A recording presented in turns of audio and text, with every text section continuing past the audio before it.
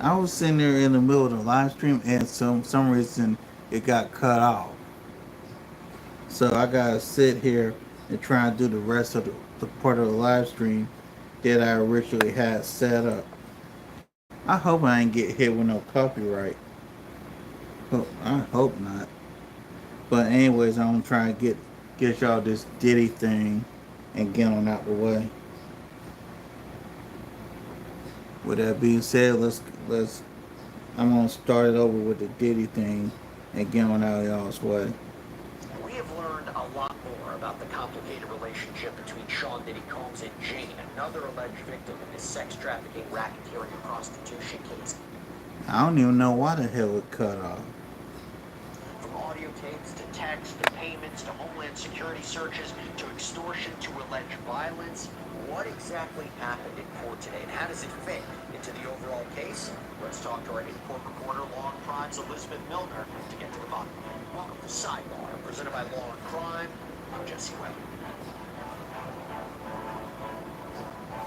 Okay, a lot to get into when it comes to Jane's testimony, because the last we discussed, she was testifying about these hotel nights, these debauchery nights, that she would be performing sex acts with other men in front of Sean Combs. And she even alleged that she was tasked with doing this after she threw up, and even after she was physically exhausted. She claims she vocalized in different ways to Sean Combs, her partner, how she didn't want to keep on doing this. She testified that Combs gave her cash and gifts and paid for her rent, but it's complicated. It's complicated by her messages to Sean Combs. It's complicated by her testimony that she was with Combs basically a few weeks up until his arrest. And you also have to wonder, is it also complicated with what she said today, including new allegations of violence that have changed the trajectory of her testimony? So a lot to get into with what happened today. Let me bring on Elizabeth Milner, Law and Crime's in-court reporter, who was there for every minute of the action. Elizabeth, so good to see you. Thank you so much for taking the time. I feel like a large portion of the beginning of the day, for the first few hours, was dedicated to the prosecution asking her to elaborate and explain her reluctance to engage in these sex acts. And it becomes a question of whether or not it was her as a girlfriend or partner who just didn't want to do this, or, Hopefully this does not cut off. I also want to try and get some LA riot stuff update too. So with that being said, let me get back into this Diddy stuff. part of a relationship issue, or whether it was a crime. This was non-consensual, a form of force, fraud, or coercion used to induce her into engaging in commercial sex acts with men in all different cities. So, Elizabeth, what was the testimony from the first few hours today about this reluctance? Yeah, well, there was a lot of text messages that were shown specifically to the jurors and the witness and the parties. Unfortunately, we weren't able to see them in the gallery because of a pre-existing order whenever Jane was to take the stand, and that has been going on since last week. So we haven't been able to see exhibits, I want to say, since last Thursday. But we're hearing these text messages as a USA Marine Comey and even Jane herself are just kind of reading through a number of these text messages from her and Diddy, between herself and the escorts. But as far as just her and Diddy goes, right off the bat, as we had started this morning, we see a text message between Jane and Diddy from September 15th of 2023, where Jane was texting Diddy on these different phones because he has more than one phone, and Jane would say, should we start looking for Sunday night flights? And Jane said, love and miss you, mine's forever. And Diddy's responding, send me some SHIT if you being a bad girl. And Jane believed that those messages about her sending him something was for her to send sexually explicit videos to Diddy, and Diddy had responded, when is the earliest you can get here? And Jane says that she didn't want to send this particular video, and Diddy said something along the lines of, the F, I'm asking you to do this, I have the phones, and those phones being like the phones that they have of explicit videos together.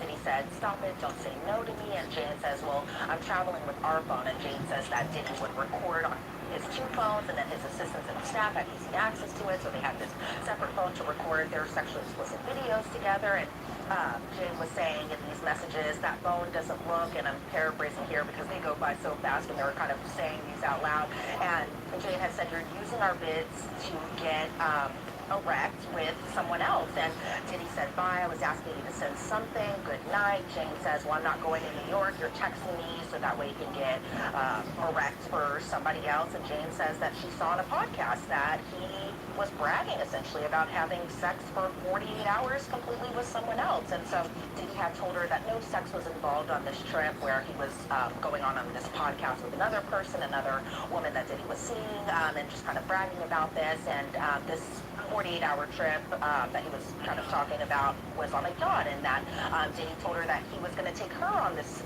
specific trip, and that Jane agreed to do a hotel night after he had promised her to take her on this trip, and that he ended up not taking her on the trip. So it seems like it's kind of going possibly into the prosecution's argument, which they believe it's sex trafficking by fraud, where he was promising her to do these things, and then she would comply with it, but then he would end up not like taking her out on like special dinners or anything like that. And you kind of can see both sides of this, right? Like where, okay, is it a crime for a man to lie to you? Not necessarily, but according to the prosecution and their argument, they think because that she was complying and doing these hotel nights, that kind of played into their theory of the case. And so then we see more Pretty exhibits, much it text did. messages from Jane and Diddy, where Diddy is saying, what happened? I'm sad what happened. Jane is saying, well, I don't want to be used and locked in a room to fulfill your fantasies. We hear about an exhibit from September 16th of that same year of 2023. But this one is a note from Jane's notes app, where she says that she kind of just writes out her feelings similar to diary entries, and then sometimes will kind of copy and paste send them as a text message, where Jane did just that, where she had said, as much as I want to see you, I don't want to be treated like a hoe in a hotel room. And Jane was explaining that she was just writing out her feelings. And so then we hear about more texts between Jane and Diddy, where Jane is saying, I don't want to be used, locked in the hotel room. I'm starting to realize what this is. And Diddy's saying, girl, that was podcast talk. I was alone. I'm tired of your false accusations. I promised on Baby Love, who is his youngest daughter, I didn't have sex. And Jane was saying that wasn't podcast talk, and saying that you made Papa proud. And this was kind of in reference to this podcast where Diddy was kind of talking about this 48 hours of sex, essentially. And Diddy had said, bye, always tripping around me. And so then we kind of see more text exhibits where Jane was saying that she wanted to go back to when they first started dating. She said, I opened Pandora's box. She can't seem to close it. She said, one night of fun turned into our entire relationship. I'm crying as I'm writing this. And Diddy is responding, stop, girl, let's talk. And then he sends her an audio message. And then Diddy can be heard on this particular audio message. So the jury is hearing this. We're hearing this out loud inside the courtroom, where Diddy has kind of this raspy voice, and he's saying that he was sick in bed. The message you sent me, what's the problem? We have an actual open relationship. What's the problem? And Diddy never brought up kind of her concerns about doing these hotel nights. Instead, he just never talked about it. Of course, Diddy ain't gonna care about the hotel nights. Long, long has Diddy's benefiting, is gonna benefit from it. Why should he care? That's it. And so Diddy ended up calling her on a FaceTime and told her what she wanted to hear. That's what she testified to. And Everything here benefits Diddy and no one else. he missed me, that he wanted to see me, and so Diddy ended up agreeing to go to New York. And this was a trip to New York in September of 2023, where she thought that she was going just for alone time with her boyfriend. And then what ended up being alone time with her boyfriend actually turned into them messaging Cabral, who was an escort that they used often in their freak-offs. And then Cabral was flown out from Atlanta, Georgia, over here to New York, and that Jane participated in this freak-off with Diddy and, with Cabral, and Diddy kind of watched, and that was what it ended up happening. And so we saw a lot of text messages where she was really just kind of explaining her frustration as far as why Diddy was treating her this way, and making her out to be kind of someone who was only used to fulfill his fantasies, as opposed to the other women that he was kind of taunting out there, kind of to what she was kind of describing in her face a little bit, where she was kind of kept a secret, and that her job essentially was to hire these other men, or to bring these other men for their hotel nights or debauchery nights. And so we saw a lot of text messages from around that time frame where she seemed to be very vocal about voicing her opinion on that she didn't want to do it. But then I think kind of where that area is where maybe it kind of confused the jury is that even afterwards she still did it. And so I feel like when cross-examination eventually happens, that they'll really kind of be like, okay, well, you continue to do this even after you said you didn't want to do this, and you said this, but you did that. And so, overall, a lot of text messages were shown that really kind of voiced Jane's opinion about just not wanting to do these hotel nights anymore. You guys saw there was some reporting where she allegedly said, I'm not a porn star. These experiences are desensitizing sex for me. It's been 3 years of me having to bleep strangers. There's another, you pair me up with some random man, any bleep for your own sick sexual. And there were parts where it looked, I mean, I wonder if the jury will accept, was he threatening her directly, indirectly? I mean, I believe there was one message, you're burning a bridge that you're going to need tomorrow, and we know that financial control is a big part of this, gifts, cash, rent. But I have to tell you, Elizabeth, my jaw hit the floor. I think a big controversial moment, if we're trying to understand whether or not she was a willing participant or consented to this, didn't she write in a text message to Sean Combs that she consented in the videos of these sexual encounters? Because we know, according to her testimony, that Sean Combs have recorded some certain of these sex acts. That he basically said what? That if people look at these videos, they'll see it was consensual. Didn't she agree with that, or I might be completely wrong?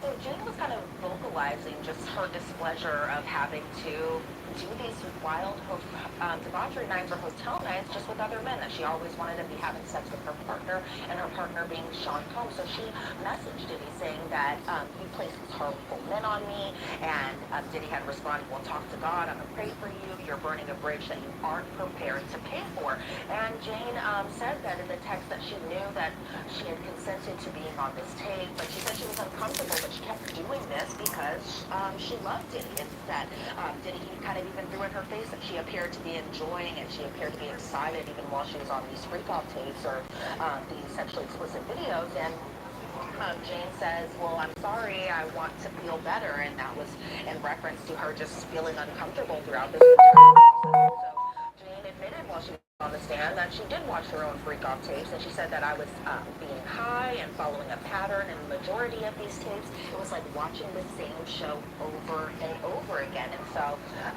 this was kind of at a point in, I guess, her and Diddy's relationship where she was really just kind of telling him that she didn't want to be doing these hotel nights anymore, and that the videos were kind of thrown back into her face. But it seems like from her perspective, while she was on the stand, I should say, that she didn't feel as comfortable as maybe the video may have portrayed her to look as more comfortable and consenting in this process.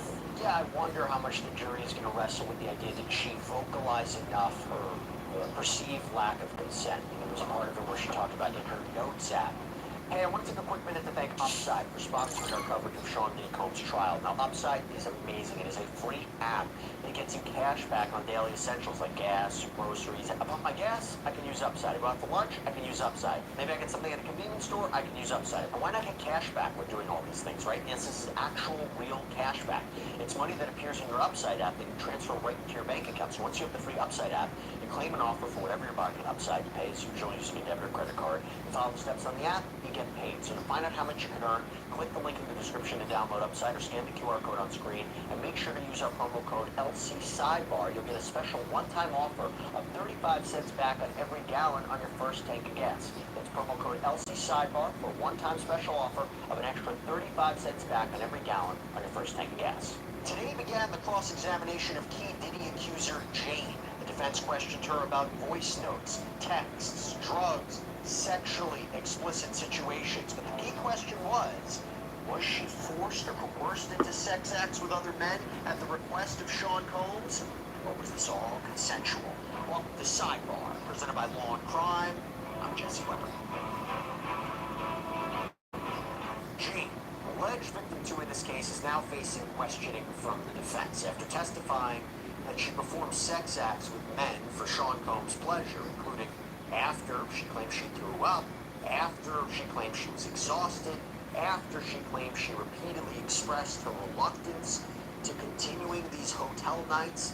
She testified that she was subject to Combs' physical violence. After all of this, now she is facing questioning from defense attorney Teddy Garagos. So remember why her testimony is so important, right? It's important for several reasons. For sex trafficking, she claims that she had sexual relations with men in all different locations who what these men were being paid. And if the prosecution can show that she was coerced or forced into these commercial sex acts, that's the key.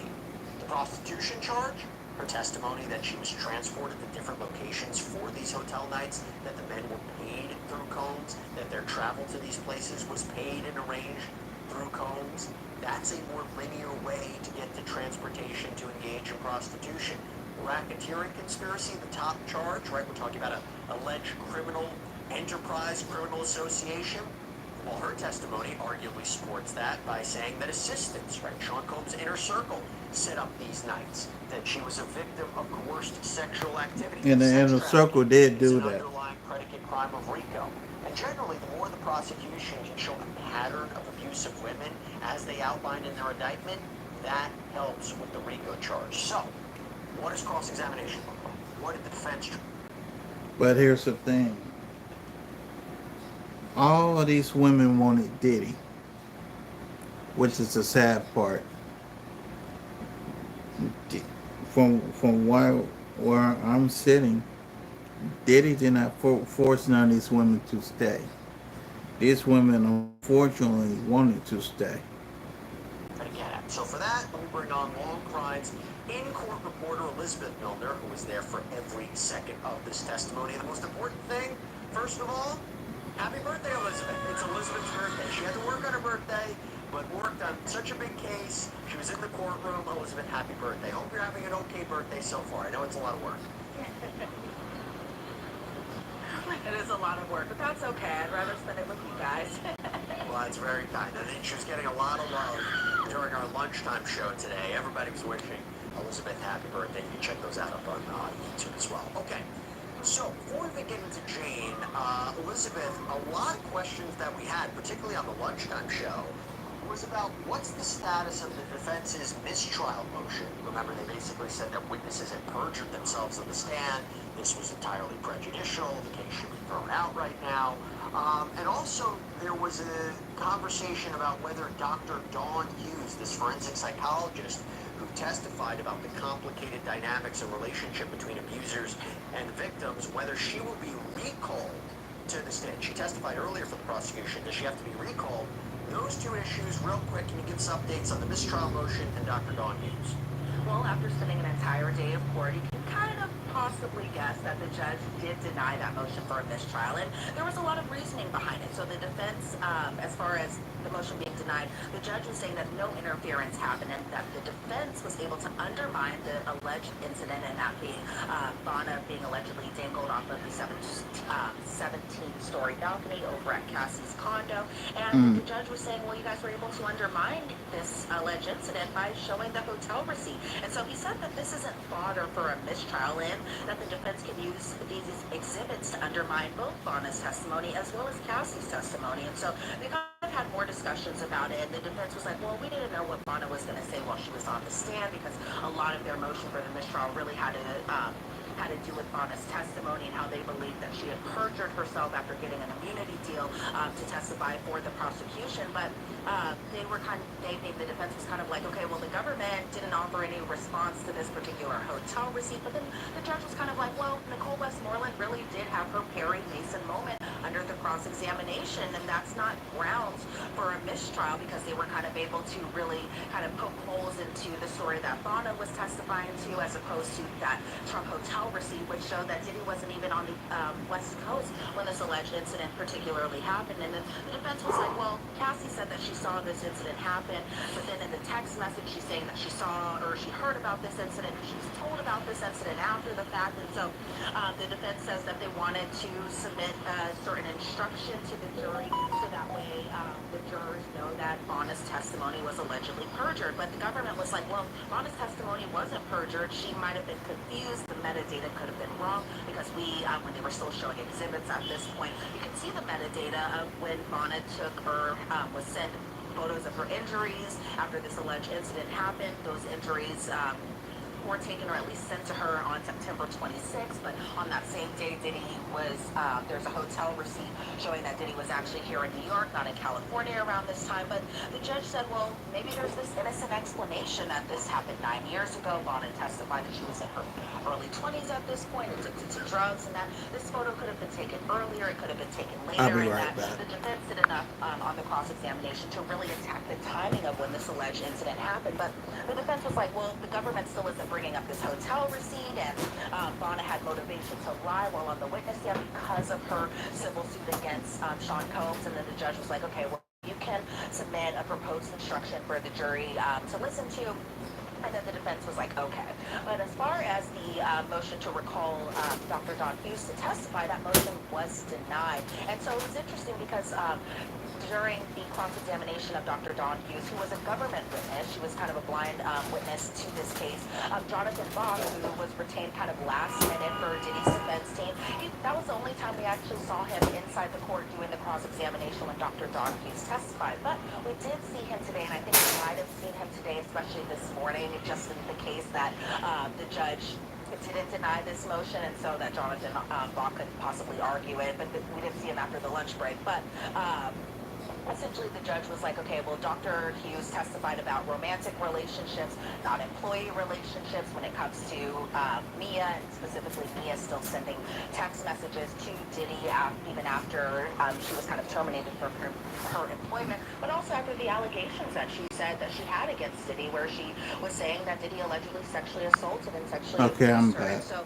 the judge was kind of like, okay, well, that was the government's job to really ask those questions as far as the employee relationships and why people may text their employer after the fact. And so it seemed like the judge gave a win to both sides this morning, either the motion for the mistrial or even the motion to recall Dr. Don Hughes. And so that was kind of what it all happened this morning before the jury entered and before the witness came back on the stand. That's so specific, right? So you can't just make, I guess the judge is saying, you can't just make a general analysis that any victim-abuser relationship, there has to be, if it, she testified about a romantic relationship and the dynamics of a romantic relationship as opposed to anybody else who might be abused. Yeah, it sounds like the prosecution should have thought of that, and that could be a problem. That could be a problem. Although you also wonder, the jury might just listen to Dr. Don Hughes and use that analysis to explain away some of the behavior of any of the witnesses who testified. I don't want to get down that hole. I do want to talk about Jane. And it seemed the beginning of her cross-examination by Teddy Garagos was about the circumstances that brought her to even be a witness in this trial, right?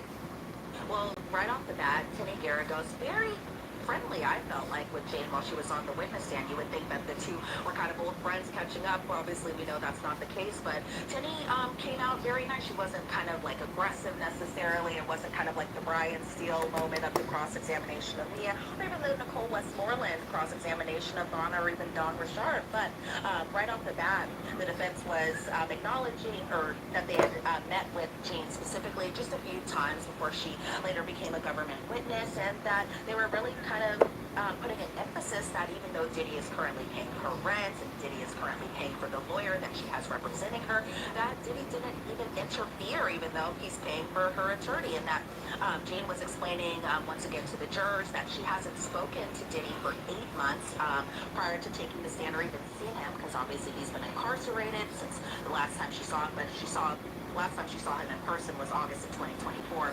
He was arrested the following month, and she says she hasn't seen him since August of last year. And so the defense was asking Jane about her preparation for the cross-examination, and that happened over 2 or so meetings with the government.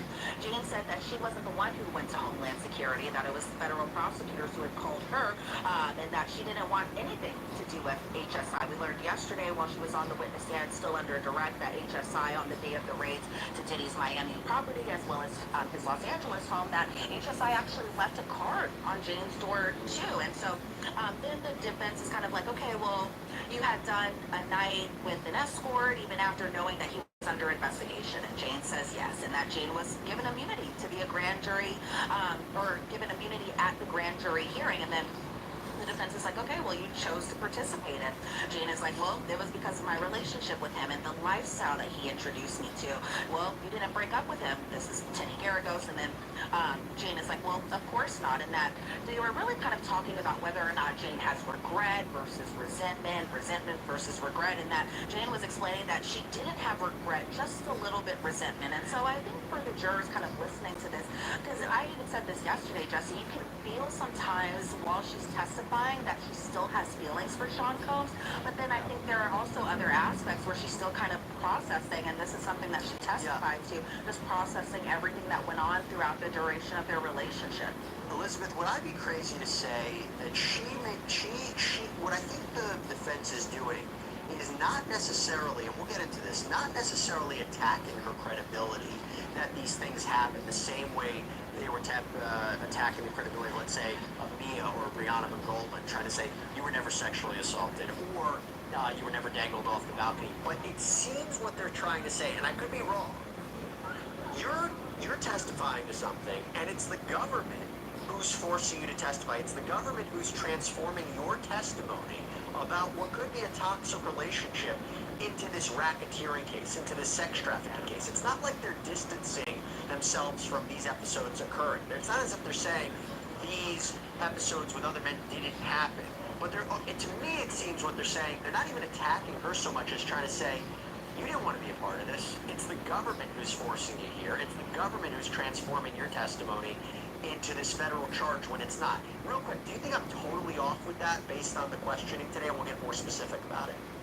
Yeah, not at all. I felt that way kind of at times too, where it was kind of like, okay, do you feel like that, honestly, count 4 really applies to you, or is the government telling you that count 4 really applies to you? Because there were times, Jesse, to be quite honest with you, that I was like, okay, well, it seems that she was totally fine doing these hotel nights as long as she was also getting the love and adoration and affection from her partner, from her lover, from Sean Combs, pretty much. And so I wonder when the jury goes back to eventually deliberate on this case, will they kind of have the same feelings that I think a lot of us were having, where they were kind of like, okay, do you feel that you are a sex trafficking victim, or is this something the government is telling that you are? And so it could go kind of either way. We'll see.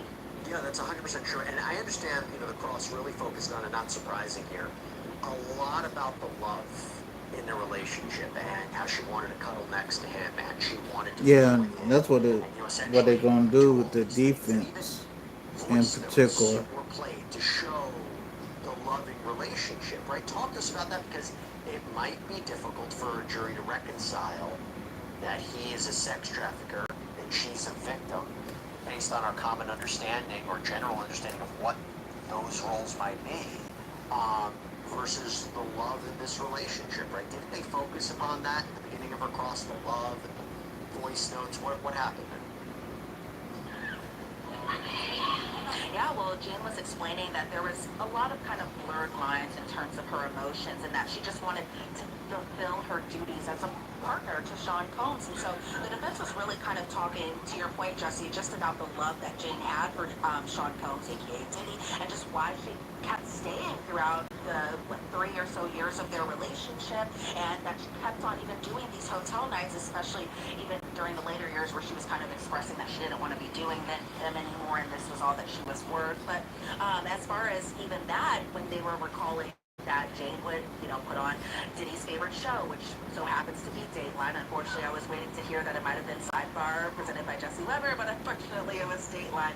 And that Diddy was smiling as Jane was talking about doing foot rubs on him, and I thought it was an interesting kind of moment where he just kind of, took the mask off a little bit and was smiling just about that particular part of the testimony. But then, we started kind of getting into the exhibits as far as the voice notes goes, because this is a very, was a very current relationship, so there was a lot of text shown and there was a lot of voice notes shown, because that's what a lot of people do nowadays as opposed to texting or calling. They send voice notes to one another. And so they kind of took us back a little bit to their Turks and Caicos trip when they two first kind of got together. And so we heard an exhibit, and it's a voice note from Diddy to Jane, where Diddy is saying, hey baby, we had a great time, you were the crack pipe, and the crack pipe was kind of in reference to I guess their love making, essentially.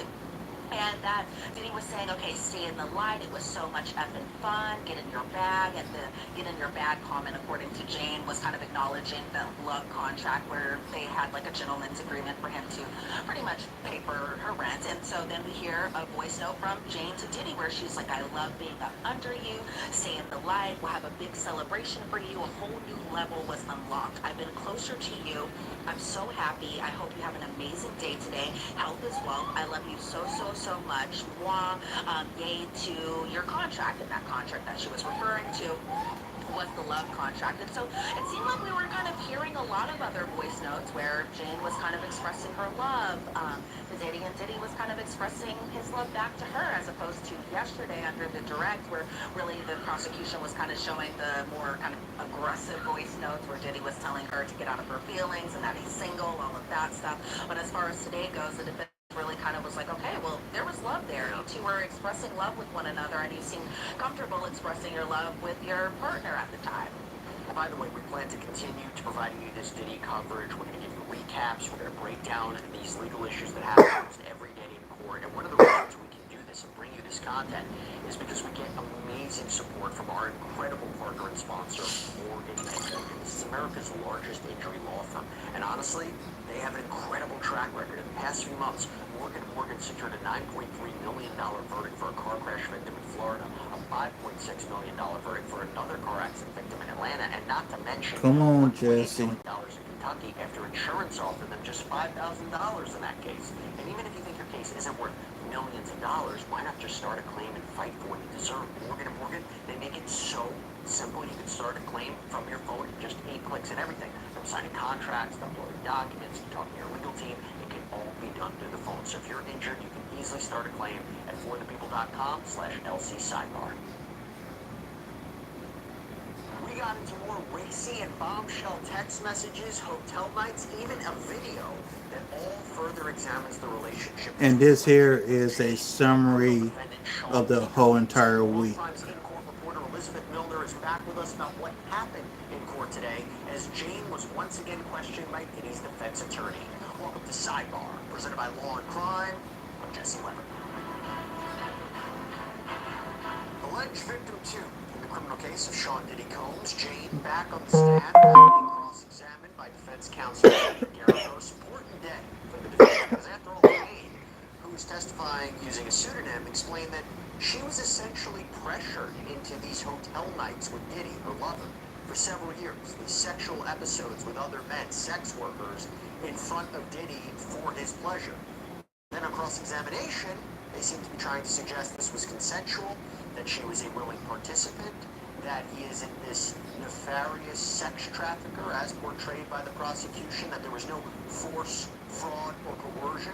So I want to bring on Law and Crime's in-court reporter Elizabeth Milner, who's been not only in the courtroom today for all of the action, but in the courtroom for every minute of the action, every day.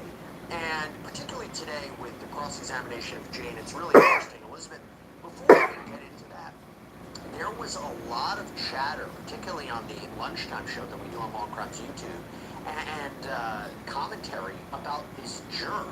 There's apparently some sort of issue with a juror. I know we have limited information, but based on what was said in court, can you elaborate on this? Yeah, so they gave us the little tidbits, little pieces of information, little nuggets here and there, but it seems like from the defense's perspective that they really want to keep this particular juror, and they want to make sure that this juror will not be dismissed. Now, as far as why this juror might possibly be dismissed, that is still kind of up in the air. As far as what we've even seen in the transcripts, that portion is redacted or it's sealed, and so the defense was just pretty much saying that they to what the government responded to in another letter. And so they said pretty much that they being the government, and this is the defense making this argument, that the government just wants to strike another black juror. And then I think the government kind of took a little bit of offense to that. And the government was like, well, okay, looking back at the record, we see kind of a lack of compelling, and then they were kind of going so fast. But as far as just what the judge said, as far as what will happen kind of next, is that we'll deal with this issue before the weekend. And so it's still kind of up in the air as far as even all the jurors being inside the courtroom today, because it was a little bit of a shorter session today. Everyone was in there. I saw all the jurors. So nobody has been dismissed thus far. Nobody's been kicked out just yet or anything like that. But should know before the week is over what will happen to this juror number 6. Yeah, I saw reporting that the prosecution says there's a lack of candor. Maybe, I don't know, the juror wasn't being honest with something during jury selection. I'm not sure. Hopefully we get more information as the week progresses, but let's now get into Jane's testimony. So it seems to me, and there's a lot to get into here, it seems to me a big theme today was trying to stress that she wasn't objecting to the hotel nights, or that she was somehow setting them up or encouraging them, and also how she communicated with the men, how she communicated with the sex workers. What can you tell us a little bit about this? Yeah, so it was another day, and again, even though it was a short day, it was another day where we were seeing a lot, or not we were seeing a lot of text exhibits because while Jane is still on the stand, unfortunately, we cannot see the exhibits. They are not shown on the exhibit screen, but we're hearing about all these different exhibits. So sometimes when I say we're seeing, the jury's actually seeing it, but we are hearing about all these different text messages. And so, yes, it seemed like the theme from the defense's cross-examination of Jane today was definitely like, it seemed from their kind of theory of this that Jane was a willing participant, even went as far as Yep, to she kind of these was, hotel nights, even unfortunately. went as far as to book these entertainers that she specifically wanted for these various hotel nights. And so, just right off the bat, we're seeing text exhibits between Jane and Cabral, one of the entertainers or escorts that they use, from December 20th, 2021. So still kind of early-ish into the relationship between Sean Combs and Jane.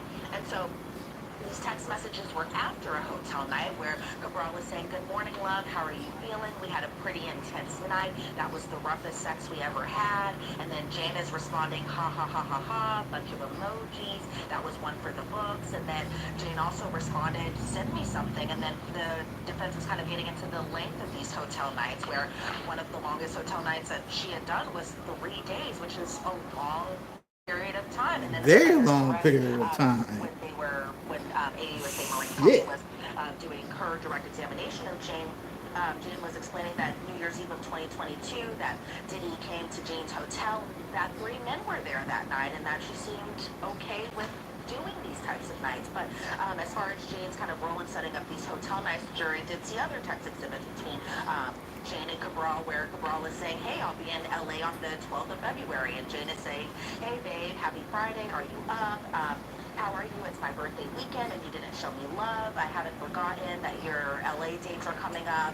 Make me a personal video just for me." And then Cabral responds to these text messages. And so then the jury also saw more text exhibits, kind of going fast forward a little bit in time, April 4th of 2022, between Jane and Sean Combs, where Diddy is saying, "I've been having crazy fantasies about you and Leo." Leo being the Italian person that Jane references. He's actually one of the entertainers, but she calls him the Italian. And then Jane is saying, "I'll figure out what time I can make it out there. Baby, I want to make love to you. I haven't had you to myself. It's been 5 months. I'm fine with the other stuff." And Diddy is saying that he's aroused. "What have you been thinking about? See if the Italian is free after we spend time together. Tomorrow is bad. How about this weekend?" And it seemed like Jane, even for the next hotel night, which occurred 10 days later after these text messages that I just read, but the defense was kind of pointing out that after these specific hotel nights in April of 2022, that Jane and Diddy didn't have hotel nights for about 2 months, whereas under direct, it seemed like Jane was testifying that pretty much every time she saw Diddy, that she was doing these hotel nights, but the defense was really kind of saying, well, there were long periods of times where you weren't doing these hotel nights. It could either be weeks on end, it could be months on end, or there were just times where you and Diddy were just hanging out together and being together and in each other's arms, but you guys weren't always doing these hotel nights. And so then more text exhibits were shown to the jury, this being in June 19th of 2022, where Jane is saying, "I'm having a vibe." Diddy says, "Well, what are you in the mood for?" And Jane is saying, "A good time." And then Diddy saying, "You planned something for me." Jane said, "I know what you want, but I'm not in the mood. I don't want to make you mad." And then Diddy responds, "All good. Surprise me with a freak-off role play." And so I think the defense also pointing out here that they didn't do a hotel night, even though it was kind of insinuated in these particular messages. But what they ended up doing was having a movie night, and that was a night where they weren't watching movies, a good movie from a movie theater or anything like that, but they were watching movies that would either be pornography or movies that they filmed together during these hotel nights. And so the defense really kind of, I think, pokes a lot of holes as far as Jane saying under direct that every time she always did these hotel nights, every single time she saw Sean Combs or saw Diddy. But under the defense's cross-examination, they were really like, okay, it doesn't seem like that was always the case. Yeah, and the idea, right, that he didn't always force or demand her to engage in this, but she was a partner in it. And I Yep, she remember was a there was a message volunteer. today, correct me if I'm wrong, where she had messaged him, not really in the mood for that part, don't want to make you mad, and he allegedly responds, all good. And then there's messages where she expresses her love for him. Like, I love you so much as my friend, my lover, my boyfriend, even though you don't like that word.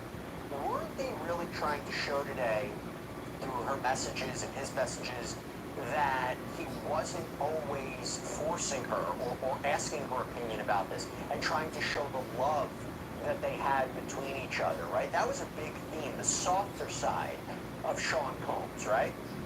Yeah, the pretty very soft side from what we see. Like there are times, honestly, Jesse, where the messages are being read aloud, and it seems like they're. Your wedding band should be as unique as you are. The Caribbean sells affordable men's and women's wedding bands. Come on. Matching.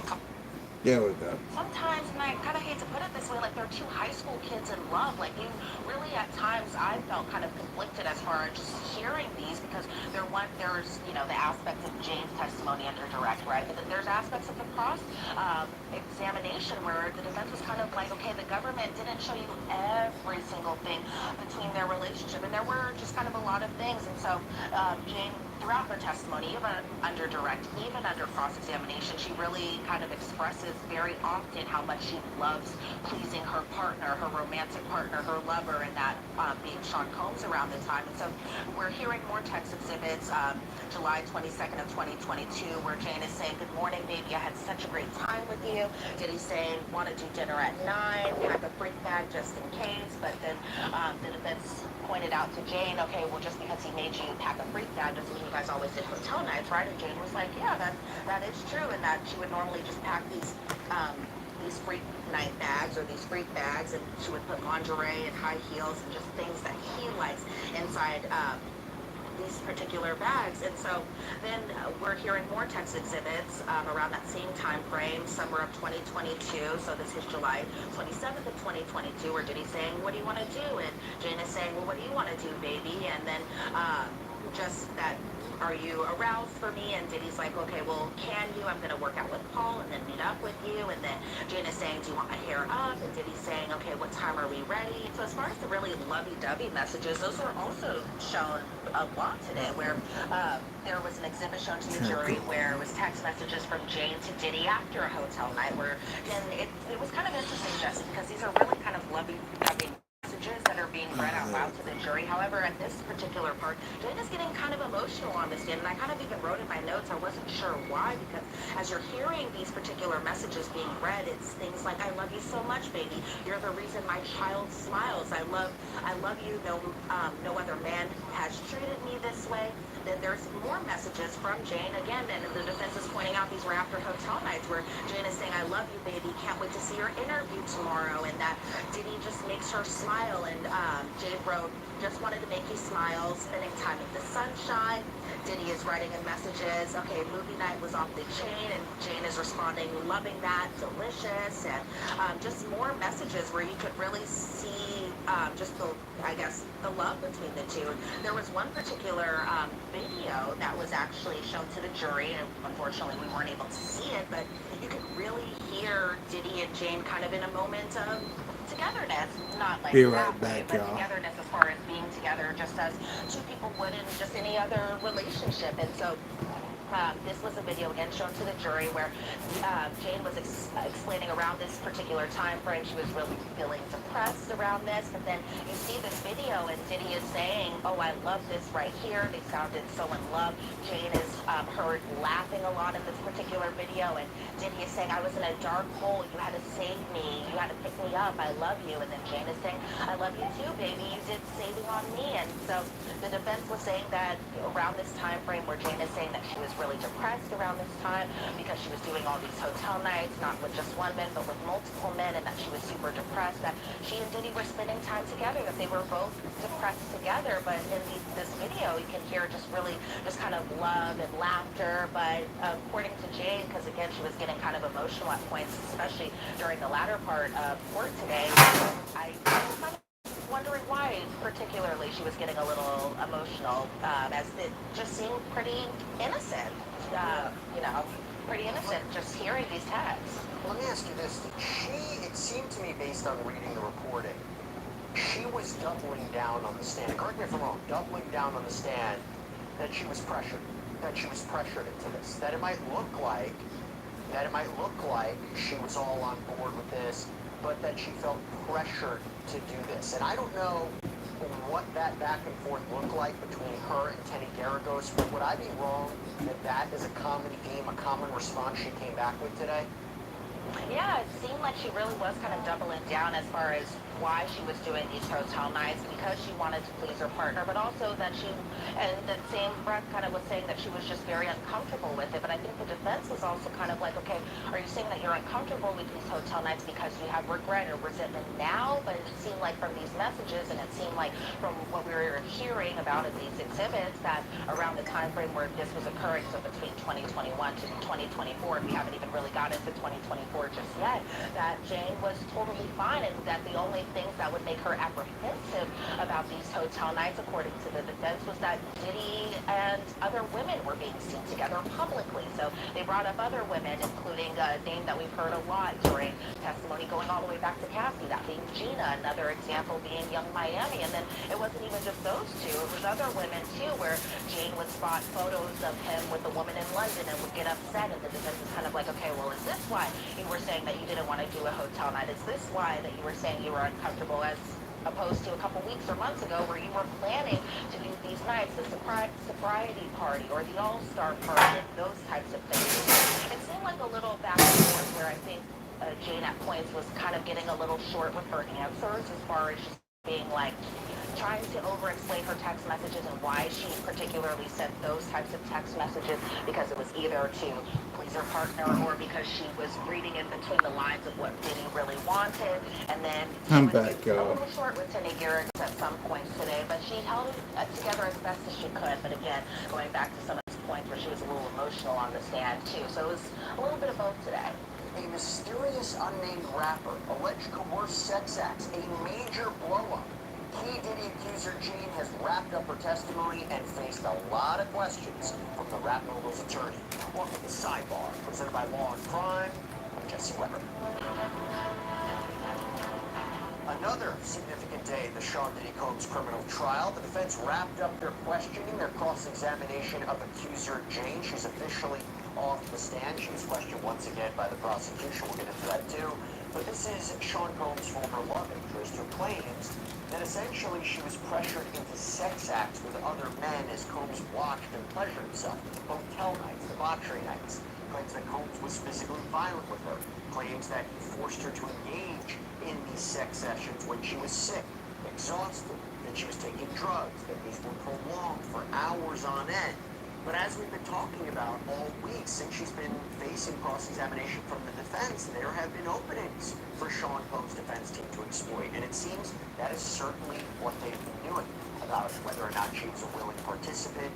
Did she set up these events? Did she encourage them? Did she arrange the travel and pay for these male performers?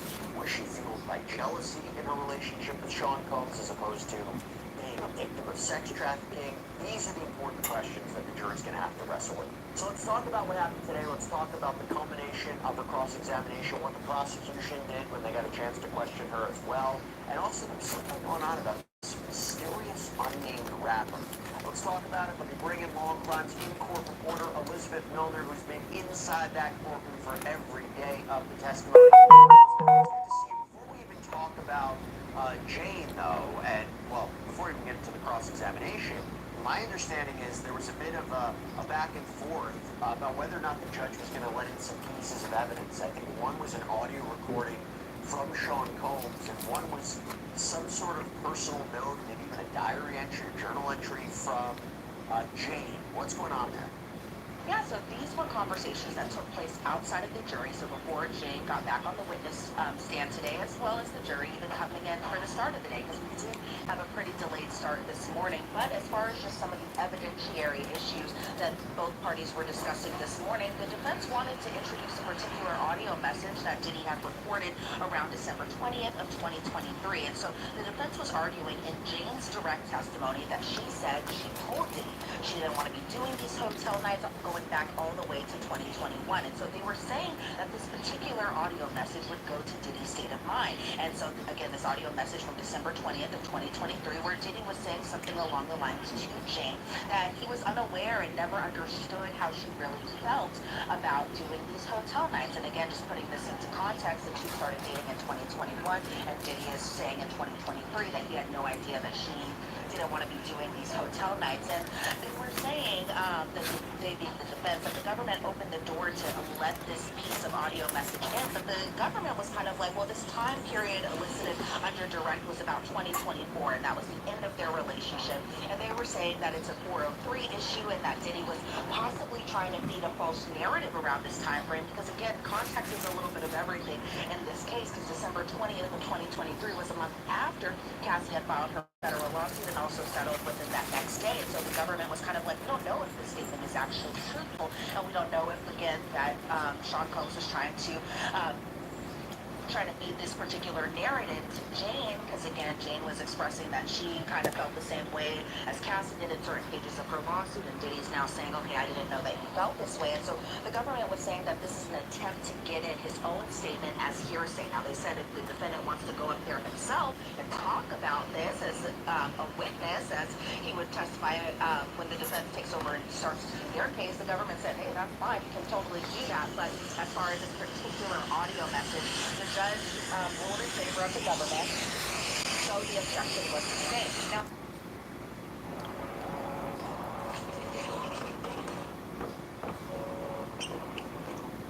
Now, as far as the other exhibit and the other evidentiary issue, it had to do a lot with Jane and her kind of notes that she was making to herself within her notes app on her phone, kind of similar to diary entries. And so the government wanted to use this particular diary entry from around the time after Cassie had filed her lawsuit, and this was a diary/note entry from Jane herself. And so they wanted to use this particular note under redirect, so they didn't use it under direct, so they were trying to get it in under redirect, because again, around this time frame, the defense was still doing the cross-examination, and so the government was saying kind of the opposite what the defense was saying in the last argument, that the government said the defense opened the door. And the note itself, now we didn't see it, because obviously the exhibits are still, they were kept closed from us in the public, us in the press, because Jane was still testifying. But what we did learn is that this note was also around that same time frame, December of 2023, where Jane was saying something along the lines of she felt manipulated, she felt obligated to be doing these hotel nights about 98% of the time. And the government said that this particular note that she had wrote to herself might have also sent to Diddy, that it rebuts her cross-examination, but the defense was like, well, there's no probative value and it's unnecessary, and the government says they just really wanted to get in that one particular statement. They said it's under Rule 803, and just you can talk more about that. I obviously don't know what Rule 803 is, but that the government was saying that she didn't do this because she was scared of criminal prosecution, that she was doing this because this really kind of went to her state of mind of around that time. Now, initially, the judge did reserve his ruling on that particular sentence, but they picked that up. I think it was post the lunch break, and the defense was saying that Jane kind of did have a financial motive, and again, context is everything, where they were saying this note was coming in after December of 2023, so a month after Cassie had filed her lawsuit. So they were saying, okay, well, maybe it's possible that Jane had a financial motive because she had asked for $100,000 from Diddy for everything that she had endured throughout their 3-year relationship, and she didn't ask for it in a civil suit. She didn't ask it through a lawyer. She sent this through a particular text message. And so what ended up happening is the judge denied the government's application to admit this particular statement. So unfortunately, the jury was not able to see this statement whenever Jane got back on the stand, and whenever the government did redirect her testimony towards the end of the day today. Yeah, Rule 803 is an exception to hearsay, and there's a number of different exceptions. Hearsay has court statement offered to prove the truth of the matter asserted. Here's the thing. When I hear the idea of him having a recording that allegedly would be used to feed a narrative, I go back to what Mia testified to, that after Cassie's lawsuit, she gets contacted allegedly by D-Rock, Sean Combs' former bodyguard, basically trying to say, hey, yeah, you know, everything between Cassie and Sean, that was normal. That was normal. Like trying to make sure she gets on the same page, and that he was trying to make sure Sean Combs could reach out to her, that that he wanted to give her a gift, you know, bribery, obstruction, tampering with witnesses. And that is all the narrative being put forward by the prosecution. And it also makes one of the elements, or potential elements, of racketeering, this criminal enterprise charge. And let me go now into the cross-examination of Jane. There has been a lot of talk today, particularly when I was covering the lunchtime show on Long Crime's YouTube page, about this mysterious rapper. Something happened, this encounter happened in 2024, Las Vegas. There's an unnamed rapper, either the rapper's wife or girlfriend, and apparently one of the alleged sex workers that Jane and Sean Combs had used in their private sessions was brought up. What was this all about? So if you've been following Jane's testimony, I know you have, Jesse, but to our viewers, if you've been following Jane's testimony, she had mentioned this particular trip to Vegas that happened in January of 2024. So again, context is everything. This was a time that Diddy and Jane were in an off period from their relationship. They had taken a break. But Jane had gone to Vegas with this unnamed rapper because they were pretty adamant today not to say this rapper's name in court. And there's kind of a reason why, and I'll get to it in just a second. But it's interesting because Jane around this time was telling Diddy that she loved and missed him, but the two weren't speaking during this particular month at the same time. But Jane ended up going to Vegas with this unnamed rapper, flew on his private jet, but also with his girlfriend/wife, unclear on who that is. But what we did learn today is that Diddy is particularly close in friendship with this particular rapper, and that the defense referred to this, again, unnamed rapper as an icon. And so reading in between the lines, you can kind of Sounds like Kanye West. see possibly who it might be. But Jane said that she was surprised to see Anton, the entertainer/escort, there at this particular Vegas trip, because if you remember, under her testimony, she had said that Anton was there and he was having sex with a woman on a bed, and a bunch of people were kind of watching all of this, and this again being in Vegas. And Anton also knew this unnamed rapper who had this connection or friendship with Diddy, and Anton also knew this unnamed rapper's girlfriend/wife, because the defense kind of said it's his girlfriend, it's his wife, so we don't know what their state of the relationship is. But Jane was explaining that 7 or 8 people were in this room kind of watching Anton have sex with this woman, and that Jane admitted that she flirted with this particular unnamed rapper, and that Jane had previously told the government in previous interviews that she flashed her breasts during this, I guess, encounter, this flirtation that was going on in this hotel room, and that she began dancing during this, and that the rapper told Jane that she was beautiful and that he wanted to F her. And so I think what the defense was trying to do when pointing out this particular January 2024 Vegas trip was kind of trying to say that Jane would also reach out to the entertainers or the escorts outside of her relationship with Diddy, because in this particular entertainer that she and Diddy used to this unnamed rapper and to his girlfriend/wife, because they were the unnamed rapper and his girlfriend/wife were a part of the lifestyle. And so Jane was kind of recommending Cabral to them, and so the jury was able to see text exhibits. And initially Jane was saying things along the lines of "Merry Christmas, hope you had a beautiful holiday," and then Cabral texted a few days later saying "Good afternoon, beautiful, I'll be in your city on the 7th," and Jane was responding, "Hey Cabral, good morning, what time is your flight today?" Those types of things. And so at the end, what we did learn, because I know there's been a lot of talk about who this unnamed rapper is, they didn't say who this person was during testimony today, but it seemed like the defense's whole point of even bringing up this particular trip is one that Diddy was upset that other people knew that Jane and him were kind of engaged in this lifestyle based off the fact that Jane had recommended Cabral, an entertainer that the two have used in hotel nights, to this unnamed rapper. Yeah, there's a couple of things I wonder the jury might take away. One, like you said, if she is having this communication, this relationship with one of the sex workers who's being used essentially, right, in this crime, if the jury's accepting this as sex trafficking in this crime, kind of muddies the waters on that, makes it a little bit more gray. Is she really a victim? of sex trafficking. I also think, her allegedly flashing her breasts, it kind of goes a little bit to her lifestyle and her character, but also, I think, it seems to me, if the allegation is you have this unnamed rapper. This is how I used Shade to make this very ad for Shade. First I switched on Oxy recording in my camera, which Who's interested in bringing someone into their relationship, it's maybe normalizing this behavior. Maybe it's not necessarily, a sex trafficking criminal enterprise as the prosecution is trying to allege. Maybe that's where they're going. I do understand, though, whether it was because of this or something else. What was a big event that happened that was talked about in the trial today was this blow-up, this fight that happened between Sean Combs and Jane that was quite violent, right? And it wasn't just violence, at least the way that was described, from Combs directed to Jane. It was vice versa too, right? This was a fight. What happened here?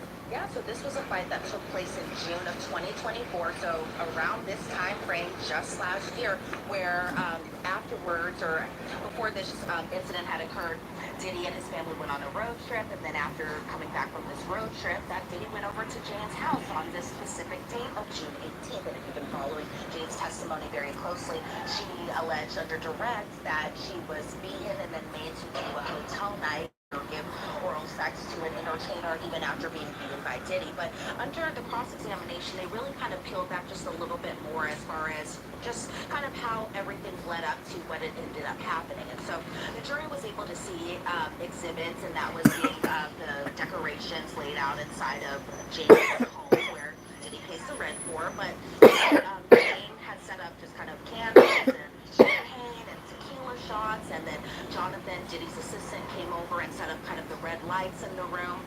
And so the red lights turned on once it got dark, so the jury was able to see these particular photos. Because again, remember, we can't see the exhibits while Jane has been testifying, but we did hear about some of the exhibits that the jury did see. For example, photos of Jane and Diddy together, photos of them on the patio, photos of the red lights, and then even video from that night. Diddy is kind of talking about the Boston Celtics, and then it's over the song Lovely Day, and so the jury was able to see all of that. But Jane had testified under direct 30 minutes after taking that particular video where the Lovely Day song is playing, that this was 30 minutes after she took that video.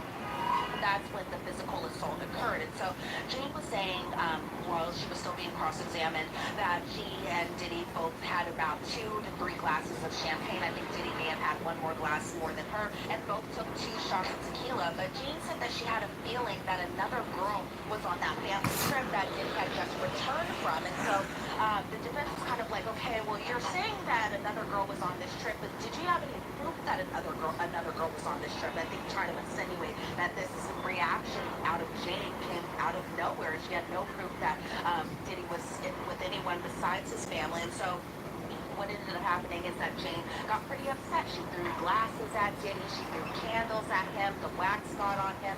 And the defense was kind of trying to point out that there wasn't, like initially when this fight first broke out, that Diddy wasn't necessarily hitting her at first. And so they kind of talked a little bit more about this other woman, and that this girl lived in Miami, that Diddy and Jane had fought previously about this particular woman. She was also someone who was unnamed. And then Jane was explaining that on that night on June 18th, going into June 19th of 2024, that it was kind of a ball of emotions that night. She had said that this was the first time that she had ever slammed Diddy's head into a counter. She said that this was the first time that she and Diddy even got into a physical altercation.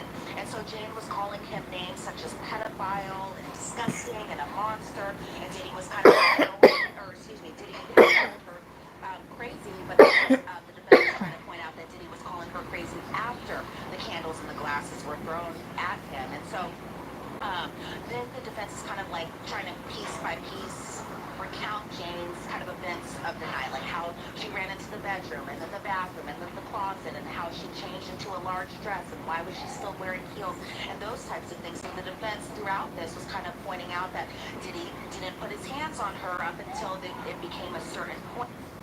Hey everyone, my name's Andy. I own a business, I work from home, and I wanted to tell you about something that's been amazing.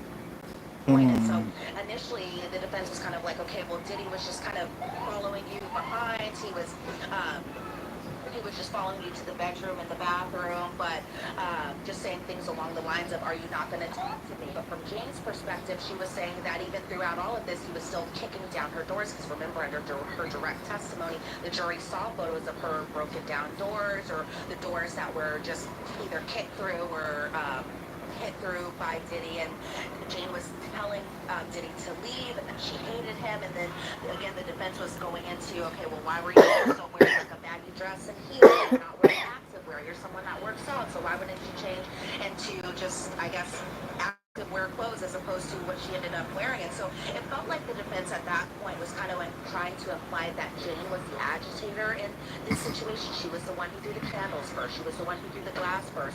And that Diddy, around this time frame, because this, if you think about it also in context, it's June of 2024. This was weeks after the CNN video came out that showed the brutal assault video of Cassie and Diddy at the Intercontinental Hotel in 2016. So it felt like at times, Jesse, that the defense was trying to imply that he was still feeling the stress from the CNN video being released, and that is why he had that particular reaction. And so Jane was saying that Diddy ended up kicking her and putting her in a chokehold, and then a little bit later in her testimony, she kind of did.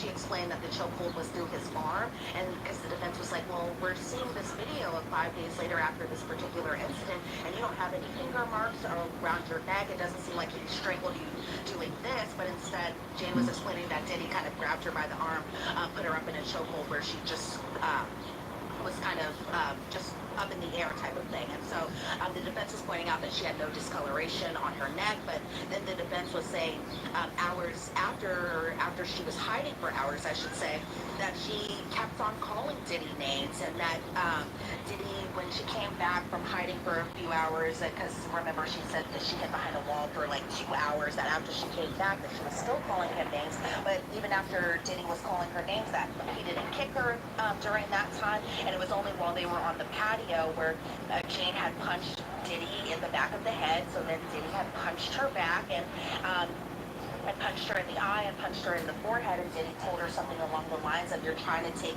my kids away from me, or trying to take me away from my kids. And so it seemed like, again, from the defense's perspective, I think they were trying to frame this as, okay, well, maybe you're trying to look for something out of this because you just saw this hotel video that came out just weeks ago, and now you're instigating a fight that seemingly kind of came out of nowhere, and you're trying to possibly get something out of it. And so then they kind of got into a little bit more about it after the lunch break, and just that during this time frame, Jane had gotten a hold of the other woman that was allegedly on this family trip, and that this other woman was telling her mean things, Jane was telling her mean things, and then how Jane had to take a shower afterwards, but then Diddy kept slapping her and those types of things. And then Diddy had told her, okay, we have never fought like this. Now that this lawsuit comes out, now you want to attack me. And so I feel like that's where the defense kind of really just was like, okay, it seems like you did have kind of a reason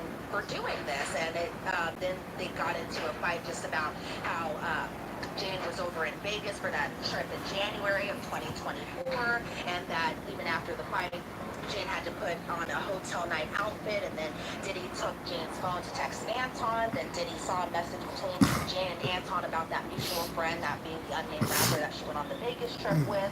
Anton came over about 45 minutes later, according to Jane. At first, Jane and Anton were just kind of making small talk, but then the defense is kind of like, okay, well, when did you have time to put on makeup? You say that you put on makeup to cover up your bruises. And then it was like, okay, well, at any point you could have possibly just drove away and left. You could have left his car when you were trying to grab Anton. And so I feel like the defense was like, okay, there were just so many points that had happened during this night. But I think one thing that also stands out is that when Anton had arrived, Diddy and Jane went into a separate room in her home, and Diddy was still upset about this mutual friend that Jane had saw in Vegas. And Dang it, we're almost done. Come on. And Diddy told her, how could you go to another man's freak off? Go out there and F him. That being the entertainer that was still inside Jane's home. And then Jane told Diddy no. And then Diddy said, okay, well, is this coercion? And so it ended up happening. Jane took it as she ended up giving this particular entertainer sex. Diddy had no interaction with Anton. During this, they ended up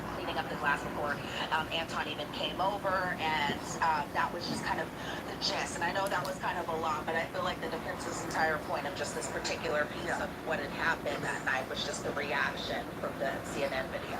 Well, the prosecution's banking it on being one of the more clear-cut cases of force being used to pressure her into a commercial sex act. And there seems to be the defense saying there's a lot more context, and maybe, and I think it was really interesting what you said, did she have a motivation to instigate this for personal benefit after the tape came out of him appearing to beat up Cassie Ventura? I think that's a really interesting point. But look, the defense was very keen on trying to say today, and during the course of their cross-examination for the last day or so, 2 days or so, that she consented to this. She consented to the hotel nights, that she had all this love for Sean Combs. What came out today? I mean, I know there was a text to the effect of, I feel as your lawyer, I wanted to please you, and I told her, and she wanted to come to him. And then there was this talk about, did she buy him a TV to watch certain movies together? So Jane said, according to her, that she bought this portable TV so that way that, yes, she and Diddy could watch their movie nights, but she also explained that she and Diddy, or this was a way for her not to have sex with other men for these hotel nights. So instead of having to complete these hotel nights or do these hotel nights, instead she was like, okay, well, I bought him a portable TV screen that was, I guess, the size of just like kind of a computer monitor, so that way the two could watch their videos together instead of her having to actually do the sexual acts with other men. But even as far as just the text messages go, too, the defense was showing the jury, I should say, just different text exhibits. For example, on December 20th of 2023, and this is around the time frame that Diddy had made this note saying that he didn't know how she felt about her wanting to do these hotel nights, where Jane is saying, you only reached out to me because you're waiting for someone else to come over. Diddy said, well, can you please take quiet time to read everything that I said? Thank you, I love you. And Jane was saying that there were multiple back and forth during this time period. She said this was a really emotional time frame for us. I really hit my wall here. Come to find out, another woman had the same experience with him, and that being Cassie, when she had just initially reached she had initially filed her lawsuit, and then obviously was settled the next day, but that there was still love and pain there, because I think one question that might be on the juror's mind is that you're saying that Cassie's lawsuit affected you so much, you were on an off period. Why didn't that off period just stay as is, and why did you continue to see him? Why did you come back? Getting back together as just a couple months later on February of 2024. And then there were just other text messages where the jury heard an audio message from Diddy, December of 2023, where Diddy is saying, okay, we should really focus on us at the end of the day.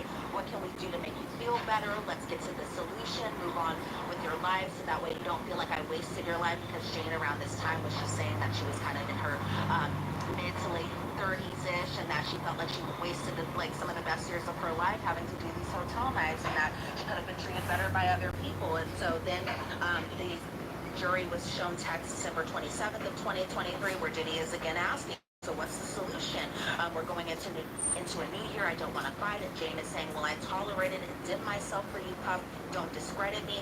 Under direct, Jane had said that Diddy told her that Diddy had told her to charge her for her resentment, and that's where Jane was saying, okay, well, I wasted my time, and that wasted time equal to the amount of $100,000. And so Jane was explaining that she still wasn't planning on filing a lawsuit, and that she had actually told some of her unnamed friends just about Diddy, and that one friend told her that Jane had set the tone for the relationship. The defense was also bringing messages and even some videos and showing them to the jury, as far as just even post this June fight that had happened in 2024, where just a few days later it seemed like everything was kind of back to normal for Jane and Diddy, where she went over to Diddy's house, they were taking videos together. It seemed like the defense was trying to imply that Diddy was trying to break up with her, and that Jane at the end of the day was kind of like, I guess, not necessarily fine with it, but she and Diddy were still hanging out together, because the jury saw this particular video. We were able to hear this video where Jane is calling Diddy and that they're laughing together. And again, this was post this June altercation, but Diddy told her that they'll break up and still be best friends, and that even after the altercation had happened in June, that Diddy and Jane were together intimately post this incident that happened June 18th, June 19th. However, they were together intimately with no entertainer. And so there were just other points during her cross-examination where the defense was kind of pointing out that there were times that an entertainer wasn't involved. There were times that Diddy and Jane, both respectively, were just saying how much they loved and missed one another and those types of things. There were points where the defense gave all the jurors so that they could hear particular voice notes that were sent to Jane and sent to from Diddy too. And I was kind of at first sure why these particular voice notes weren't just being played aloud for all of us to hear, but I think because of the redactions that needed to be had in terms of just personal matters relating to Jane specifically as involving her child and even her child's father, as well as possibly this unnamed rapper that went to the 2024 parties as opposed to us listening to all of it.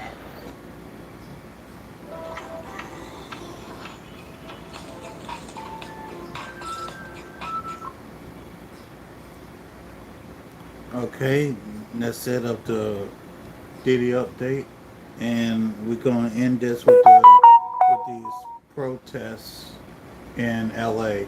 And shout out to KTLA 5 for this. With that being said, let's get into it. To coach nationwide, no King State protests, as organizers are calling them, are underway. I'll be right back. In LA kicked off a little less than an hour ago. It is expected to be a historic day of demonstrations. Those No King State organizers say they are protesting against President Trump and his policies. Well, good morning, everyone. Welcome to the KTLA Morning News special coverage at 11 a.m. I'm Megan Tellis. And I'm Lauren Lister. We thank you for joining us. And if you were streaming online, thank you for continuing. If you made the switch over from broadcast, we thank you so much. Our breaking news coverage continues of the massive nationwide demonstrations against President Trump and what's being called No King's Day. And that's where we find KTLA's Erin Meyer. She's on the ground in downtown LA, which is expected to be the largest of these protests locally. And Erin, we have seen a very large crowd out on the streets there. Hi, YouTube. Good morning. Yeah, they were expecting thousands, and that is what we are seeing. Around 9 o'clock, still didn't see that many people, and then all of a sudden, you just saw throng of them start to arrive, and you can see some of them here behind me. It started at City Hall. Now they are parking. There was a rally earlier. And as I said, there's been so many people here, and I have one family. They came from all over Orange County, Inland Empire. We're going to start with Andre. Now, Phyllis, you guys got the entire family out here. Why do you want to be here? Well, my beautiful family's here. I got my sister-in-law, my brother-in-law, my father-in-law, and we're out here because it's really important that we support each other, but we all do it in a very peaceful way. I mean, look, like my science said, once we love us around, we all became immigrants, you know? So everybody's here, we all do this for a good cause, you know, meet in a good way. So that's why we're all here for love. And then tell me a little bit, you mentioned the peaceful. I think there's so many people that is really the way to get the message across, actually. The violence that we've seen at some of these protests is not going to get the reaction that is needed. Absolutely. Look, you know, the media will always try to portray, let's get violence out there and so forth. We don't need to do that. Everything is peaceful. We can do this in a peaceful way. Well, look at it. If you just look around, everybody's walking around with their signs up. I think it's going to be a good sunny day here in Los Angeles. Lorraine, talk to me a little bit about what you're hoping Okay, I'm the back. messages from today, that the administration, because people are speaking out against the Trump administration, what do you want them to hear? That we're all human. It's not about being right or wrong. It's about caring about people. We're all here for one reason, and that is the American dream. Whether you come from South America, Central America, Europe, wherever you come from, we all just want the American dream for our families, and that's why we're here. Because it's not about being wrong. It's not about being right. It's about being human. You guys have a little one with you. What do you hope he gets from this? We just want to show him, you know, what it is to be equal rights. No matter where you come from, we want him to know that we're here to protest because we don't like dictatorship, and we want everyone's rights to be equal and for everybody to be treated as a human being. And they are calling this No King's Day. Talk to me a little bit about President Trump is saying he doesn't feel like a king. What are your thoughts on that? Well, Trump is definitely not a king. That's for sure. Look, I experienced his birthday. I mean, look at everything going on over there in Iran right now. Look at everything that's going on. I mean, it's common sense. Let's wake up, America. We need to do things what's right for us. like I said, it's about love. Love each other. You know, help each other. We should be supporting each other. We don't need to be hurting each other. And that's what the message that we need to be sending to everybody today.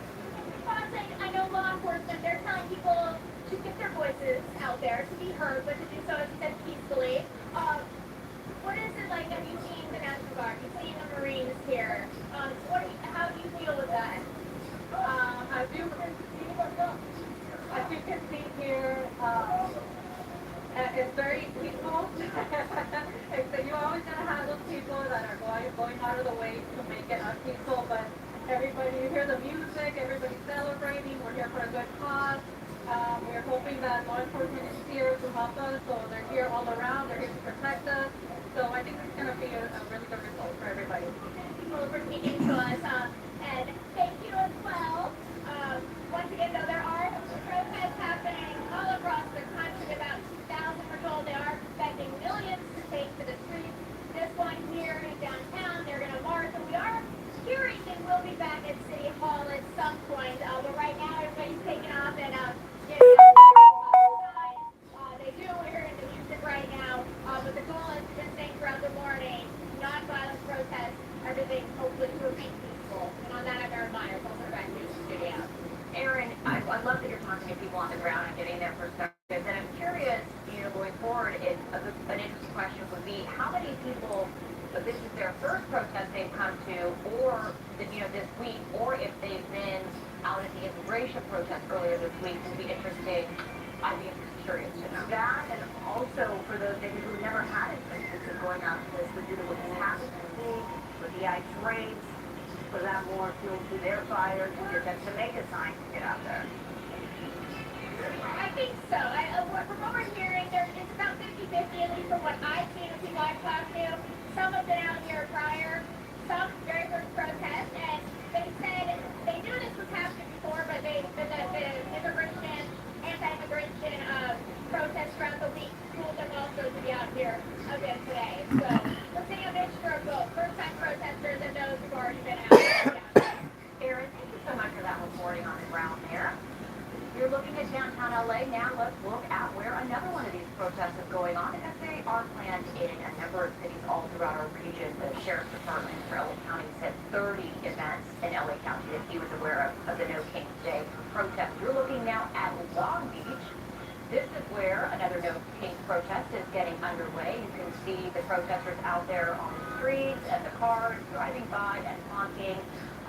Demonstrations lining the road there. This is going on at Bixby Park Annex, East Ocean Boulevard, and Cotero Avenue in Long Beach. And it's just one of the many protests happening today across Southern California and across the country. Here was a look at those protests now. We got downtown LA from up in the sky, from Sky 5 and on the ground in Long Beach. We can now go to Rich Prickett, who's overhead downtown LA. That's where we have Sarah Welch there this morning, Aaron Myers. And exactly where are you now, Rich? I'm looking at City Hall right now, right here on Spring Street, where we're still seeing thousands of people here near Grant Park. Now, the march is on the move. They are making their way down Broadway as we speak. The plan is to make their way to Pershing Square. And okay, we've lost Rich's audio, but you can see that the enormous crowd lining the streets there all around the City Hall area. Rich, go ahead, take it away. yeah, so over here at City Hall, we're seeing what still a lot of people that are here along Spring Street in Grand Park, right at the steps of City Hall. But now we're seeing thousands of people, not tens of thousands of people, making their way down towards Pershing Square. So it's going to be a very busy area right there around Hill and Olive Street. So they're making their way. There's First Street there. So Spring, the First Street over to Broadway, and just as far as the eye can see down Broadway here, there's just a large crowd.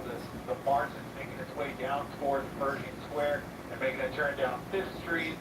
Peaceful protest right now. Organizers are doing what they can for traffic control.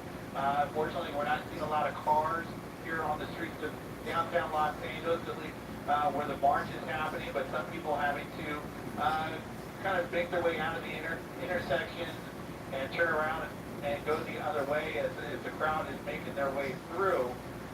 So if you don't need to be in the downtown area, at least from, City Hall, around City Hall or Pershing Square over the next several hours, I would advise to just try and stay out of the area because there will be some rolling closures and just a lot of congestion here for this No Kings protest. Again, that is very peaceful at this time, but we'll be carrying on throughout the day. Ladies.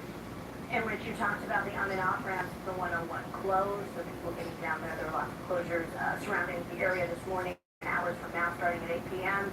We know that the curfew will go into effect and be lifted tomorrow morning at 6 a.m.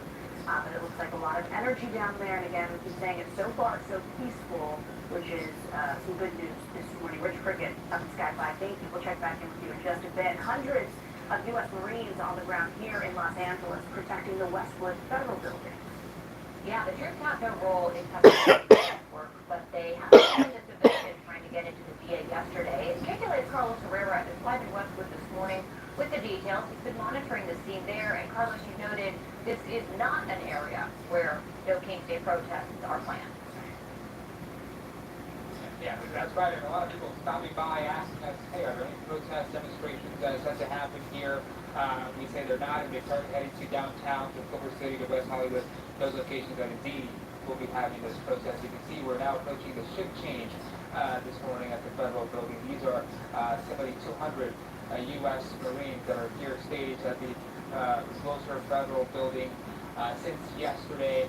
They got right to work, as you know, taking over the responsibilities from the National Guard troops and soldiers that were here just a few days ago. Again, monitoring the property, making sure that those who access the building, access the property, to have the proper identification. You see far in the distance there, Megan and Lauren, that's Westwood Recreation Park. A lot of people coming by this morning for soccer practice, for any type of recreation. And a lot of people walking over to the Federal Building just to take this in, really taking pictures, recording, whatever.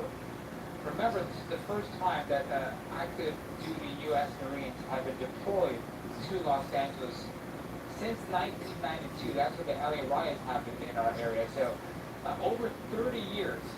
And again, this is a rare occasion for folks in this area. So they want to get a glimpse of it, want to record it, want to take a picture. I'll be going to the video here because I was talking about how these troops got right to work as soon as they arrived in the LA area yesterday. In fact, they detained a man just outside the building. They put zip ties around his wrist. They held him temporarily before they handed him over to civilian authorities, and that's actually right in accordance with protocol here. The man saying he's a 27-year-old veteran who admits crossing over the yellow tape, trying to get to the Veterans Affairs Department. He says Marines treated him fairly and were just doing their job. White House officials say that's exactly what the 700 Marines and 4,000 National Guard soldiers are here for. They're here to protect federal property and personnel. The military forces, we also know, will accompany ICE agents on immigration raids and will take no chances. According to Defense Department rules, during an extraordinary emergency, military commanders may also be able to take limited immediate action to prevent mass destruction or restore crucial public services. Troops would also be expected to take action if their lives or the lives of others are at risk. But this morning, we've been hearing from the leaders, both states and locally. They say this military presence comes with controversy. They don't welcome it. It's actually sets a dangerous standard that threatens the limits on military authority here at home. So think about all that's going on in the world today and then ask yourself, why, if all of these troops are deployed here, why are there more military troops in Los Angeles than in Iraq? Just think about that for a minute. We are clear that we are a test case, and they want to see just how far federal overreach can go. And just this morning, we learned that U.S. Senator Alex Padilla of California is leading the entire Senate Democratic caucus in demanding President Trump to remove military forces from Los Angeles. In a letter to the president, he wrote, quote, "This unilateral action represents an alarming abuse of executive authority, continues to inflame the situation on the ground, and undermines the constitutional balance of power between the federal government and the states.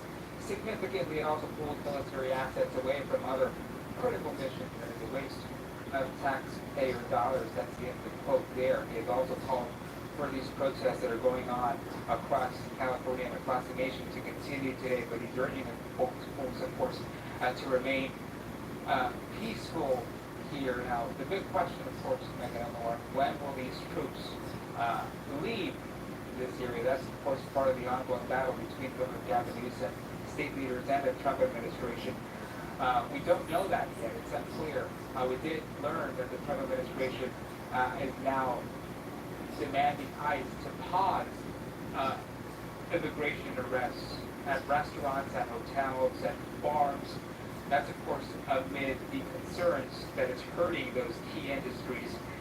But again, that is not to say that these raids will be stopping. We're expecting them to continue across the LA area today. We're also expecting, as you know, these demonstrations to go on. So back to you. All right, Carlos, thank you so much for that. We'll check back in with you. Let's go live now to pictures from around Washington, D.C. Amid President Trump's military parade in celebration of the Army's 250th anniversary, there are protests for the so-called No King's Day demonstrations that we've been showing you. Now, while people are attending the Army festivities before the parade, that's up on the top left of your screen, thousands are attending protests. So far, we are told that it has all been peaceful.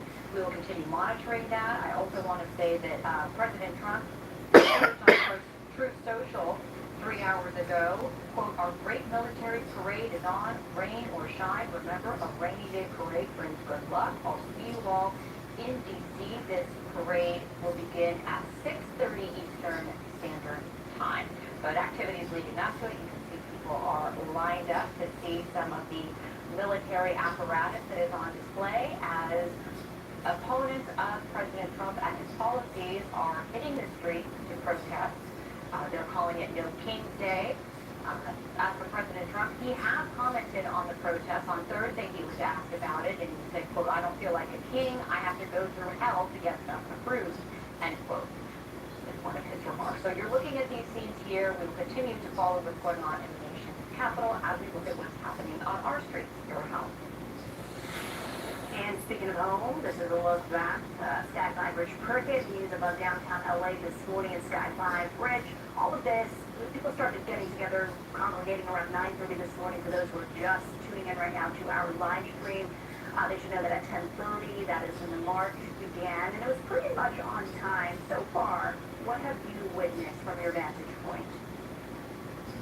Well, I've seen a lot of people make their way into the downtown area. You know, when we originally saw it earlier this morning, there was only a few dozen people, and then it just, all of a sudden, it turned into possibly tens of thousands of people that have made their way to downtown, right at the steps of City Hall. What you're seeing right now is Pershing Square. So the march has made its way to Pershing Square as they had planned. The march started somewhere around 10:30 this morning and made its way down here to 5th and Olive. Now, that's just one section of the crowd. We'll make our way along 5th Street and then up Broadway, and thousands of people still making their way down Broadway. So it's rolling closures through the intersection, trying to make their way through some of the streets here. And let me bring up the map for you.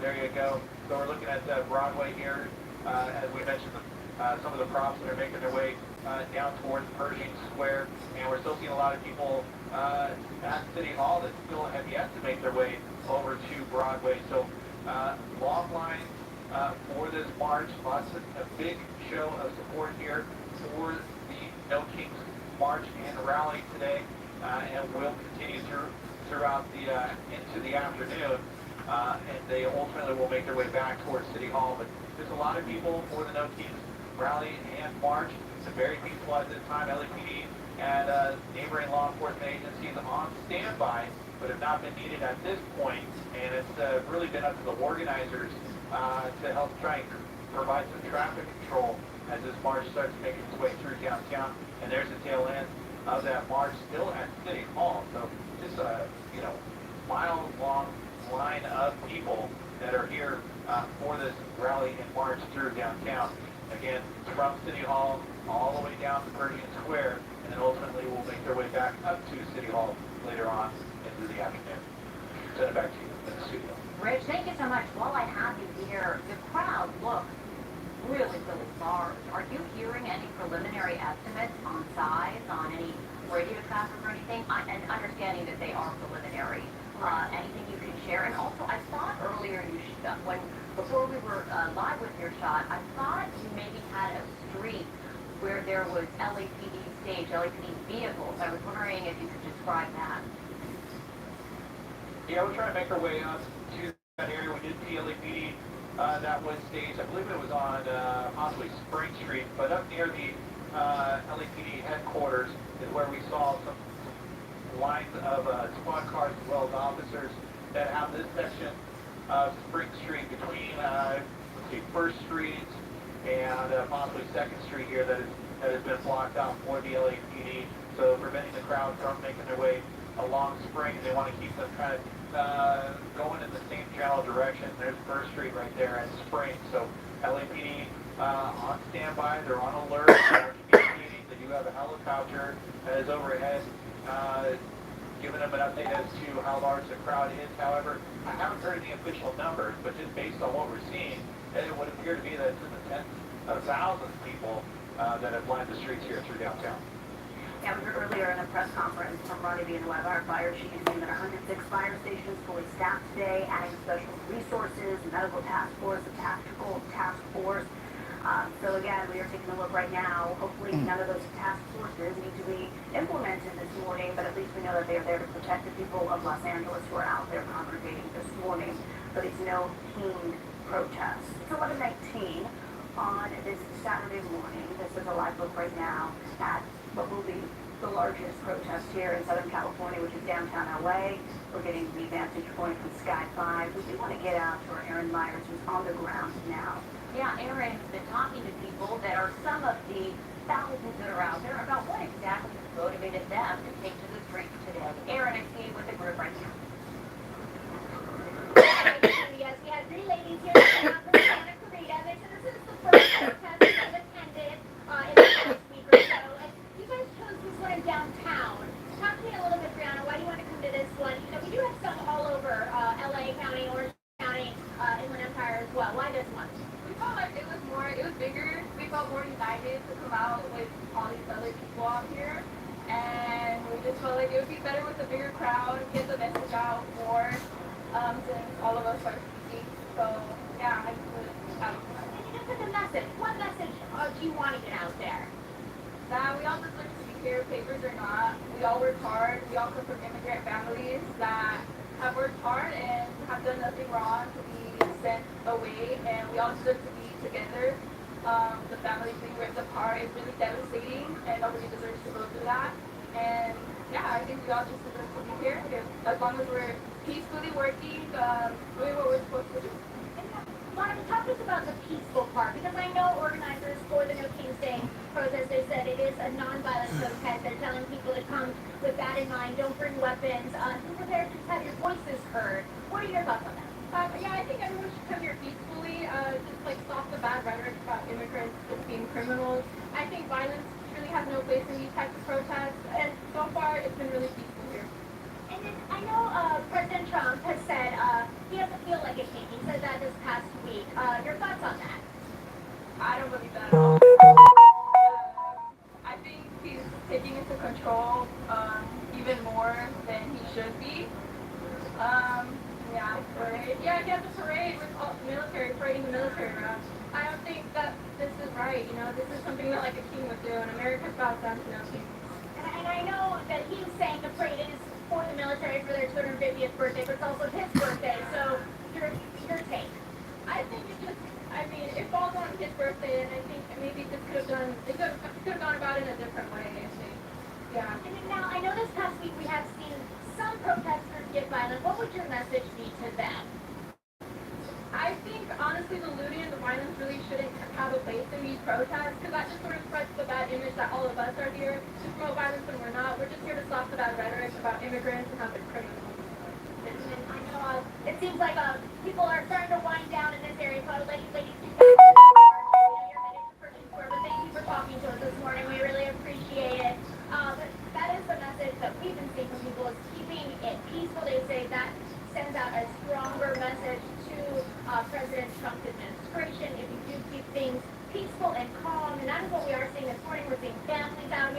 talking about LAPD. They are out here outside the LAPD headquarters. They're here just in case, but we know law enforcement has also been encouraging protesters to come out and have their voices heard today. Of course, they're saying they have plans in place if there is any violence or looting. But the goal for everyone that we've talked to so far this morning, and the people we've spoken to, have your voices heard without any violence. We're live here in downtown on Marin Myers. We'll send it back to the studio. All right, Aaron, thank you. And I just want to point out what we're seeing on the right side of your screen from overhead. It looks like a giant preamble to the Constitution being paraded through the streets of downtown LA at 5th and Broadway here. Part of the demonstration that Aaron was covering from the ground. Here's a look from the sky. Now, of course, we've been saying that these have been planned all over the country and in our area as well. So let's go live now to Long Beach, where another of these King's Day parades, or protests rather, is getting underway. And you can see the growing number of demonstrators here. We can also say that Long Beach PD has put out some information on social media saying that be aware that traffic in the area of Ocean Boulevard and Junipero Avenue is currently impacted due to the demonstration activity. Also saying that the police are there to help facilitate peaceful First Amendment activity and urging demonstrators to abide by all traffic laws, and also saying criminal activity and violence will not be tolerated. This is the general message we're hearing from elected officials and law enforcement all morning long as they're covering these. And here you can see this is at the intersection of Cherry Avenue and Cross Street. And you can see both people in the vehicles honking their horns, and one even had a sign out the car door. There's a few dogs. And along the street, you can see all of the demonstrators for the Long Beach protest. Right. Would you want to apologize in advance for any language that may be offensive on any of these signs? Again, as we take these protests live for you this morning, our continued coverage will continue after this break. Stick around. And that's a wrap.